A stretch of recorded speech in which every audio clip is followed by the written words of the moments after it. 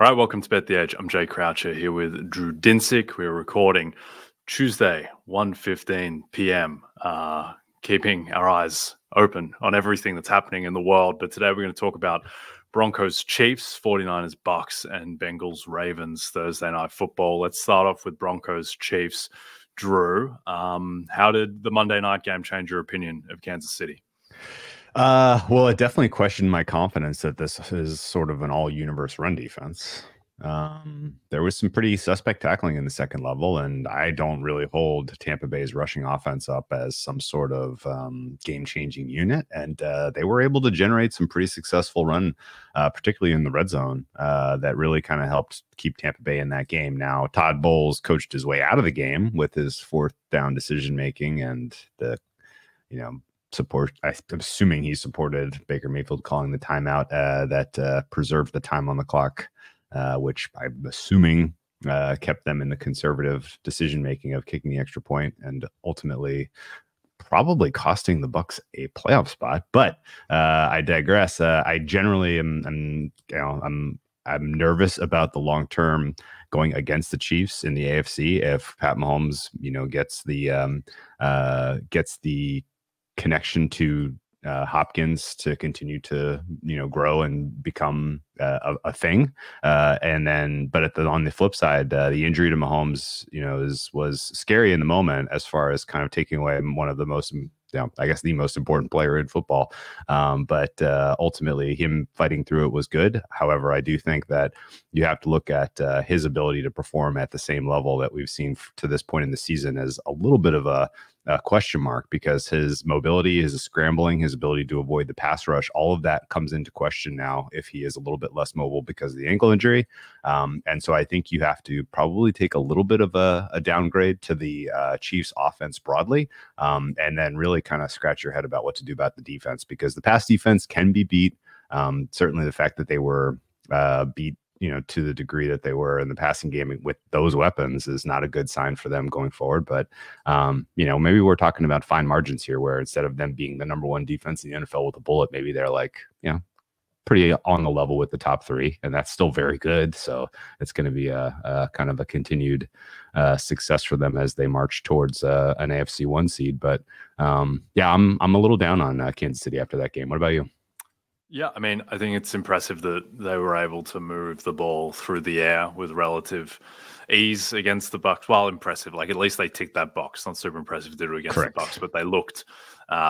It was kind of an extension of how they looked against the Saints, where they moved the ball very easily as well. And just the offense just has just a little bit more air and room to breathe than it did last year. I think it's a bit of a red flag that Xavier Worthy just didn't do anything again. And he just hasn't really unlocked the element of the offense that they were hoping for. But at least between his deep threat and Hopkins and Kelsey, now you have multiple different weapons. I'll get Pacheco back as well. I think that the issue with the Chiefs is that I just don't think this defense is as good as it was last year. And I think that losing L'Jarius Sneed is kind of manifesting that. Chris Jones hasn't, he's still stuck on 3 sacks, and the Defensive Player of the Year buzz for him has certainly died down. Like, to have like George Karlaftis as a premium edge rusher on the team, like, Karlaftis is fine, but it's not ideal if he is the guy, I think, in that spot. So I just don't think it's quite the defense that it was last year. I think the offense is slightly better than it was last year, though. So perhaps it evens out, and they are a similar level team overall. And now they get this Broncos team that beat them last season when Mahomes was very sick before the game, and I presume during it. And the Broncos, where it looked like it was going to get a little weird against the Ravens in the first quarter, and then it got decidedly unweird as the Broncos got pummeled. Where do you stand on Bo Nix at the moment as a character in American sports literature? He seems to have turned the corner somewhat, where even though they got destroyed by Baltimore, he continues to look, vaguely competent as a passer, and he has the rushing value. He's like the number 5 quarterback in fantasy over the past month or so, Bo Nix, because of that rushing value. Where do you think, do you think he's been more impressive than Caleb Williams of late? Yeah, I have. One of our friends asked me yesterday who the how do you rank the rookie quarterbacks as they're playing right now? And Jaden Daniels pretty clearly number one with a bullet. Number two is probably up for debate between Drake May and Bo Nix, and Caleb Williams would have to be fourth right now, I think. I would say that the Bo Nix experience has gotten much more enjoyable. A lot of the early part of the season, the passing game was extremely horizontal, which meaning just the average depth of target was very, very short. His kind of added dimension to helping the offense was almost entirely his athleticism and his speed and using him on the ground. And that's changed a bit. They've had a couple of really nice passes. He had 2 overthrows in the Baltimore game, which were like, reel that in a bit, and all of a sudden that is a very competitive game. And I think that the final score there certainly didn't reflect kind of how close Denver was to making that game interesting. Denver's defense getting just completely abused by the Ravens was a bit of a surprise, but not totally. I just kind of was, my general sentiment coming out of that game though is Bo Nix is clearly league average right now. I don't think you can have him rated any worse than that, and I think there is still continued room for him to improve as he is, paired with a very good offensive coordinator, and they pretty clearly had a plan for how they were going to develop him over the course of the season. You're seeing more and more wrinkles in the passing game from week to week here, particularly compared to like week 1 and 2 against the Seahawks, and I forget who they played week 2. Was it the Jets? No, that was later. But yeah, earlier in the season, they weren't even really pushing him to try shots down the field, and now at least they're mixing some of those in, and they are less prayers and more designed concepts, which I think is important to kind of distinguish there. So yeah, for me, Bo Nix is worth kind of continuing to follow. As I look at my my long-term futures book here, I don't have much Broncos to make the playoffs, but I make them 37% right now to get in. This is actually like a monumentally high leverage game for them, because if they're going to get a wild card spot, they need to, pick up a surprise win like this. And in general, I think the fact that they are catching the Chiefs on a short week with, a little bit of injury, potential cloud looming on Mahomes, and a little bit of kind of back against the wall mentality, particularly after getting embarrassed by the Ravens. This is a pretty clear buy spot, I think, on the Broncos as far as the side goes. We've seen some pretty aggressive market support for them so far since this opened. This opened around 9.5 for the Chiefs. It's gotten bet to 8 at some of the leading books. I'm part of that. I think 8 is still a fair play here, as I make this one a hair under a touchdown.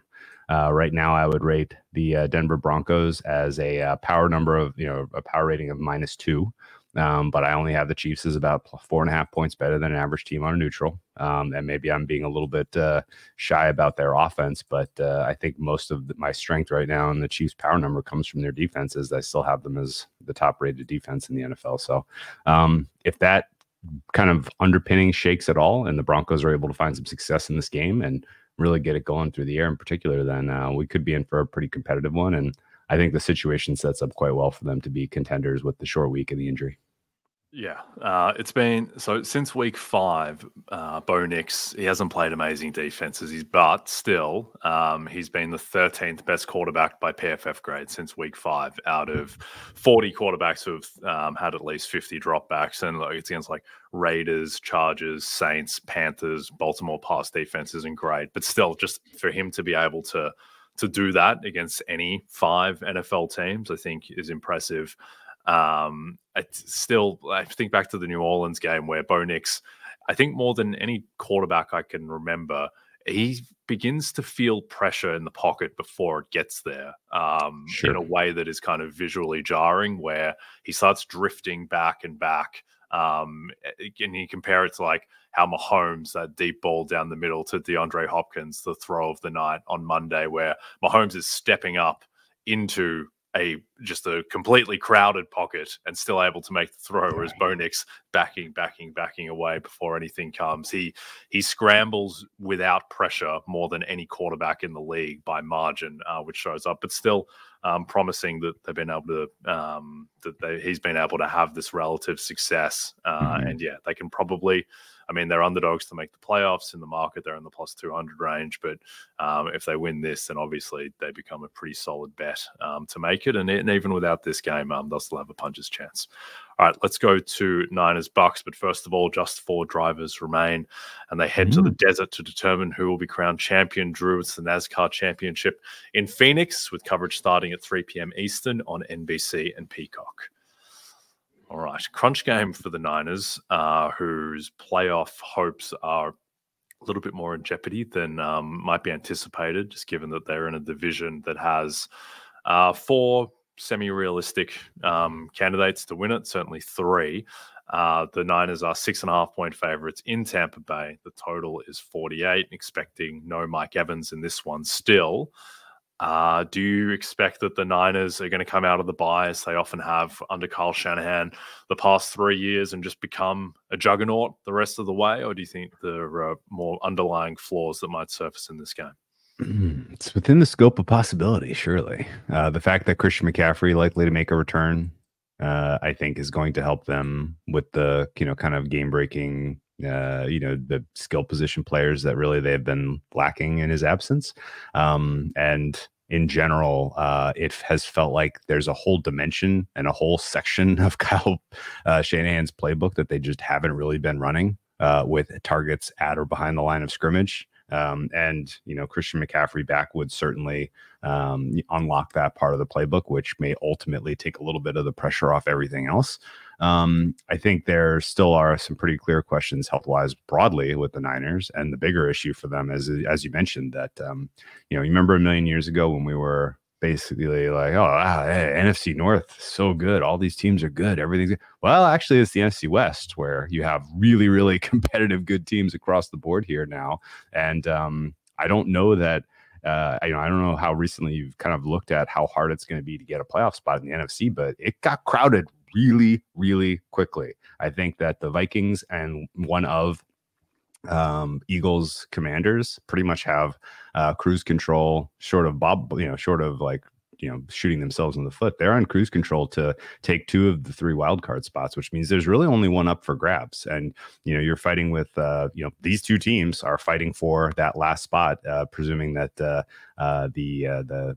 Niners have ground to make up in their own division. Right now, I make the Niners chances I rate the Niners quite high. They are my number 3 power rated team.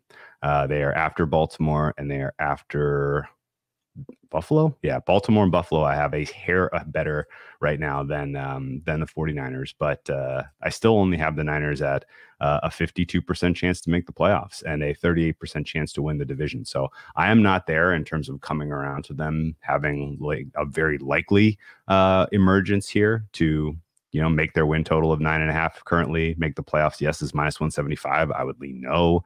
Plus 120 to win the NFC West, I would lean against. But I think there is 100% scope for them to put together some wins here.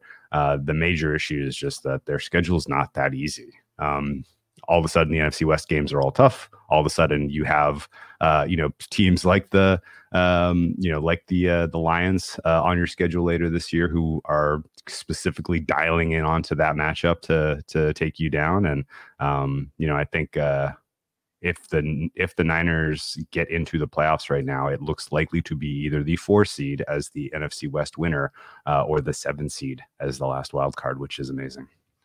Yeah, it's interesting you said that you've got the Niners, what do you say, 52% to make the playoffs? Yeah. Because I have them 52% to make the playoffs as well, and that's rating them as a team that is 4.7 points better than the average team on neutral. And so we're basically exactly the same there. So there's clearly something wrong with us or the market. You can debate which, but they in the market, to your point, like the market is saying that they're more like a 60 to 65 and above % chance to make it. And there's like plus 140 to plus 150 and above on them to miss. Now, I'm a little bit nervous, probably more nervous about backing in a no playoff price on the Niners than any other team in the market, just relative to uncertainty, because, this is a team that was effectively rated as the best team in football last year. And in theory, they should be able to get all of that team cobbled back together outside of Brandon Ayuk. I just think that there's just naturally the team should be worse than it was last year, just because it's an older team. And the fact as well that, they got a full year out of Christian McCaffrey and out of Dre Greenlaw, and McCaffrey looks like he's going to give it a go. But from everything that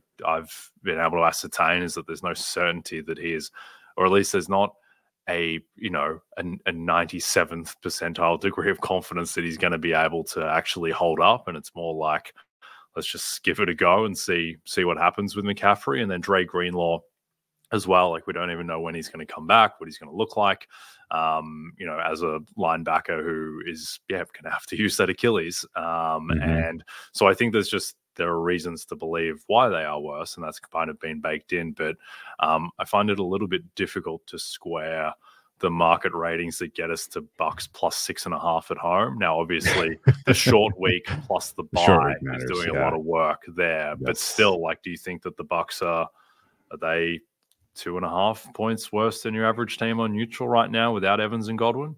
Let me look that up. I have them at, I think I'm very, very close to that. I'm at 2.7. Yeah. So I think so. But the extra rest is doing a lot of work getting this number to almost a touchdown. And I think I am building in expectation in my numbers for the Niners that Christian McCaffrey not only is available this week, but that he is going to get a non-trivial workload. And ultimately, if they throttle him, then this could get interesting.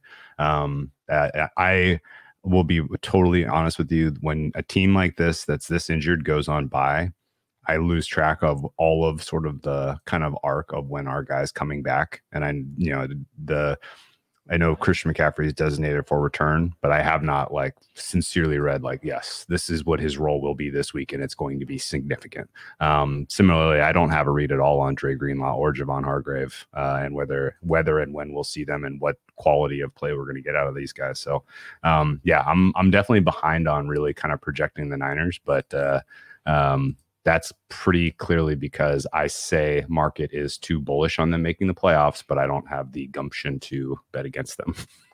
Yeah, I think Hargrave is done for He's done. Yeah, okay. I think he had a partially torn tricep, so I think that he is probably cooked unless he was able to come back really late or in a playoff run. And then with Greenlaw, we don't know. With McCaffrey, we don't know either. It's not even 100% certain that he's going to play this week. That is just Drake Jackson. Is he coming back? Does he matter? Don't know. Yeah, not too sure there. I think with the Bucks, the one thing that's maybe still a little bit underrated about them is I think Liam Cohen might be a top 5 offensive coordinator in the league. I thought it was incredibly impressive what they were able to do against Kansas City. The fact that Baker was able to, in tough conditions against a really good defense, missing, by far his 2 best weapons, was able to put up 0.2 EPA per play, which is top 5 MVP candidate type of level. To do that, and to do it on 4.5 yards of ADOT, that is a testament to Liam Cohen. And if you just watch the game, watch the play, it's this looks way better to what the Cowboys are doing right now, or whatever, with pretty comparable talent, I would imagine. So I think that is, that's certainly something in their favor, the ability to just kind of manufacture space and catches, to be able to go into Kansas City and very nearly beat them, where the go-to guys are K-Dot and then Sterling Shepard, and you've got a not very good defense at all. I did think it was a little bit jarring to see how much of a pass rush the Bucs were able to get on Mahomes at times. It was I guess Vita Vea is just really good, but it seemed like Mahomes was under siege a lot for a team that hasn't really had a pass rush since they decapitated Mahomes in the Super Bowl. And back in the days of when Shaq Griffin was in his peak, and since then it's been like, the Yaya Diaby show. But that was impressive. But I just don't think they just don't have the horses on defense, and they are super banged up on offense as well. So a lot of things working against the Bucs, but I think this is a team that is coached very well on offense at the moment. Great call, and I fully agree with that. Liam Cohen's been a breath of fresh air, and the fact that they had positive EPA on the ground against this Chiefs team, the way they've been playing, was pretty amazing, and also just a huge relief that Cade Otton got like 11 targets, because like anyone watching the Chiefs defense this year was like, press the Cade Otton button, and very relieved that he didn't overthink that. Indeed. All right, it's a showdown in the Lone Star State this Sunday night. Watch Jared Goff and the Lions take on CJ Stroud and the Texans as both teams fight for playoff position down the backstretch of the season. Coverage begins at 7 p.m. Eastern, only on NBC and Peacock. As you all know by now, we've teamed up with BetMGM this season. We'll be using BetMGM lines to make all our picks, and we'll have special offers for our listeners each week. If you haven't signed up to BetMGM yet, use bonus code BETEDGE, and you'll get up to a $1,500 first bet offer on your first wager with BetMGM. Here's how it works. Download the BetMGM app and sign up using bonus code BETEDGE. Deposit at least $10 and place your first wager on any game, and you'll receive up to $1,500 in bonus bets if your first bet loses. Just make sure you use bonus code BETEDGE when you sign up. See BetMGM.com for terms. 21 plus only. U.S. promotional offers not available in New York, Nevada, Ontario, or Puerto Rico. Gambling problem? Call 1-800-GAMBLER. Available in the U.S. Call 877-8-HOPE-NY or text HOPE-NY 467-369 in New York. Call 1-800-NEXT-STEP in Arizona, 1-800-327-5050 in Massachusetts, 1-800-BETS-OFF in Iowa, 1-800-981-0023 in Puerto Rico. First bet offer for new customers only, subject to eligibility requirements. Rewards are non-withdrawable bonus bets that expire in 7 days in partnership with Kansas Crossing Casino and Hotel. Don't forget, if you haven't signed up for BetMGM yet, use bonus code BETEDGE and get your $1,500 first bet offer today. Okay, let's close out with Thursday Night Football. Bengals-Ravens. Ravens 6.5-point favorites at home. The total is 52.5. This is a rematch of perhaps the game of the season in a way. Certainly the most kind of high wattage superstar quarterback matchup that we've had so far with Burrow's, what do you have, 5 touchdowns, and Lamar had what I think was probably the play of the season on that touchdown to Likely. Bengals really should have won that game in overtime, but they kind of butchered the play calling and settled for a 53-yarder or whatever that McPherson kick was that ultimately missed. But you get the rematch. If the Bengals have any aspirations to win the division, they're going to have to win this game. Stunningly, it feels like the Bengals are on life support, which they kind of are, and it feels like the Ravens are a juggernaut. If the Bengals win this game, they will be 1 game behind Baltimore and ahead in the tiebreak because Baltimore lost the division game to Cleveland, which is just jarring. What do you have a bet on this game at the moment? The Ravens are amazing, dude. They've lost weird ones to the Raiders and the Browns. The Likely's toe against the Chiefs. They think things could look quite a lot different if they should have lost the Cincy. They should have lost the Cincy. Yes, it's been a very, very tough web to untangle for Baltimore results this year. My number is 7. I would kind of qualify that by saying that Cincinnati comes in with a very live offense and a very poor defense, whereas Baltimore comes in with the best offense in the NFL and at least a middling defense, if not a little bit better than average. So the fact that this is in Baltimore on a short week, and the fact that certainly the spot is not great for Cincinnati is maybe tilting me a little bit in the direction of the home team here. And also funny that in a week where there is just rampant road chalk, this is the one road team that's just getting absolutely no support, as this is starting to drift out into the 6.5 range, which I agree with. Total up to 53 is absolutely freaking enormous. And I thought for sure I was going to have a look to the under here once I finalize my numbers, but I make this game 52.7. So I don't think I will be betting the total here. And if anything, it's going to be a bet on the Ravens before they get to the 7.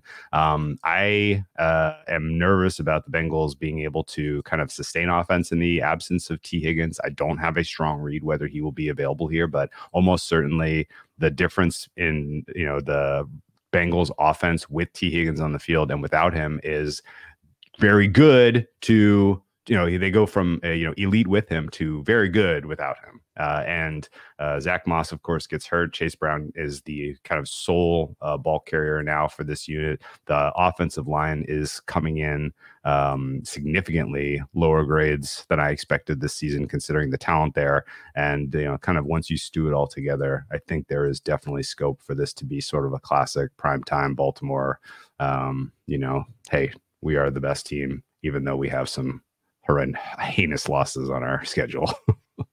Yeah, no, I think that's certainly in play. It doesn't seem like there's going to be any way for Cincinnati to stop the Ravens. What if the Bengals win this game, which is obviously somewhat unlikely, but they're 6.5-point dogs. It's very much within the realm of possibility. What do you think Joe Burrow's MVP price gets to? Because right now he is fourth in EPA per play. He's third in passer rating. He is second in QBR. He has 20 passing touchdowns to 4 interceptions. He has a 70% completion rate. Like, basically, the only reason why he is not a top-tier MVP favorite, and it is a big reason, is that the Bengals are 4-5. If they win this game and they get a big game behind Baltimore, and then all of a sudden the division is hugely in play, do you think that Burrow, and his stats are obviously all right there already, do you think that he can win MVP having the best stats on, like, realistically, like, they're not going to run the slate, you would think. So if he's an 11-6 division winner, does that stack up to, Mahomes or Allen having lesser stats on much better teams? And presumably, like, if he wins the division, he's knocked out Lamar. Where do you think of Burrow overall as a candidate? I mean, we could probably just cut and paste our talk about Josh Allen from this time last year in this exact same segment. Josh Allen looked like he was, he was dead for the division.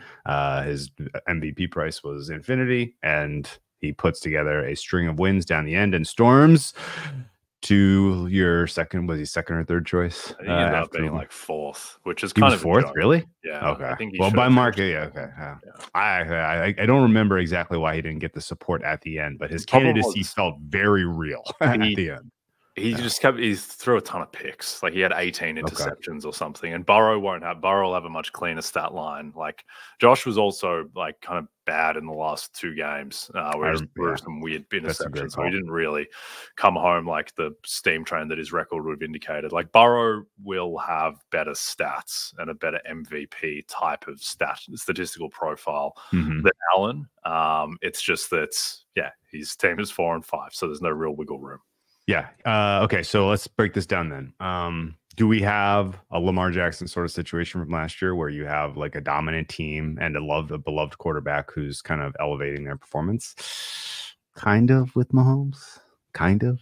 I don't think his candidacy feels very real right now with how meh his statistics have been. But, again, if the weaker part of their schedule opens them up to, kind of exploding, and he puts together some solid weeks like he did this last week, then maybe that all changes. But right now it feels like his candidacy is a bit on life support, despite the fact that he's unfreaking defeated. In the NFC right now, I think Jared Goff and the Lions are pretty clearly in cruise control to get the 1 seed.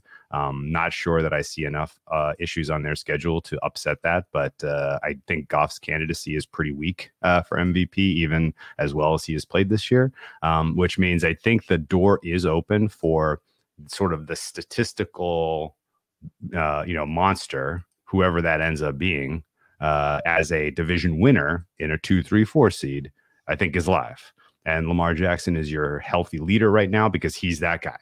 And you're right. Burrow wins head to head. That kills, that takes a huge chunk of his win probability away. Daniels is certainly not a player that I think is going to be supported despite his unbelievably robust statistics so far because he is a rookie, and I think he is going to, pay a little bit of a penalty there.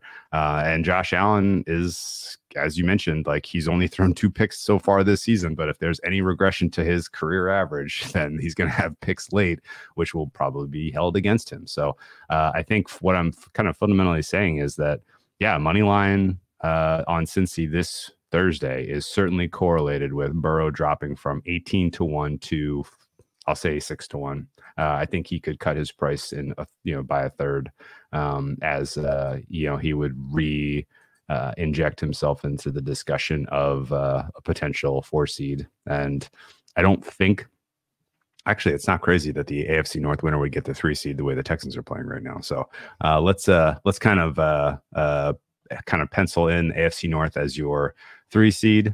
Burrow winning it with his current pace that he's on for total EPA, absolutely live. But boy, would I like to see a healthy T. Higgins back out there before I had any money on that. Indeed. I think you're almost better off just waiting and seeing what the result is on Thursday night, because there's like a north of 70% chance that Burrow is just dead in the race. Because if they lose this, they go to 4-6, and the Ravens have clinched the tiebreak. And then at that point, like he's not 0%, but he might be 1% or 2%, because it's pretty much good night then. But if he does win, then I think it gets very interesting, just because the division comes back into play. And then, like, it's not, if Burrow can win the division, and look, I make it 10-1 that the Bengals win 11 plus games. So they can get to 11-6, and then Allen is like a 12-5 2 seed, and Burrow has better stats. I feel pretty good about Burrow beating Allen in that spot. It's just the one guy who I would still make favorite over Burrow there is Mahomes. If Mahomes is if Mahomes' median outcome now is like 15 wins, like Mahomes 15-2 with the 8th, 7th best stats, how does that stack up to Burrow at 11-6 with the best or second best stats? Like, I'm not really sure. I think that's pretty close. But in terms of like actual actions, I think the action is just to sit back and wait and see if Joe Burrow can kind of keep his case alive, because there's a very good chance it's just over. And then, it's kind of a big game in the MVP market, because if Lamar loses, like, to win MVP from 6-4 is pretty difficult, particularly when he won it last year on a dominant 1 seed, even though he's been much better this year and his stats are better and he's just playing better overall.